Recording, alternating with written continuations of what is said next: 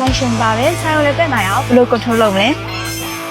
ဆိုင်ခွဲတွေရဲ့ကုန်ပစ္စည်းစည်းချက်လက်များကိုအချိန်ပြည့်တပြေးညီ real time သိရှိနိုင်ဖို့အတွက် Internet POS ရဲ့စေတသာဆုံးတနေရာတွေကနေ control လုပ်လို့ရမယ် cloud version နဲ့မိတ်ဆက်ပေးချင်ပါတယ်။ဥပမာလုပ်ငန်းခွဲတွေများတဲ့အဝေးကနေဆိုင်ရဲ့ daily money report တွေကိုအချိန်ပြည့်တပြေးညီကြည့်နိုင်ဖို့အတွက်ကလည်းလုပ်ငန်းရှင်တွေအတွက်အဓိကကျတဲ့အချက်ဖြစ်ပါတယ်။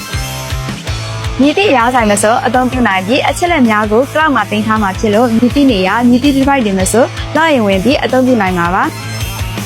ကွန်ပျူတာ Android phone Android tablet မိမိစိုက်နေတဲ့ရာဆက်တွေအသုံးပြုနိုင်သည်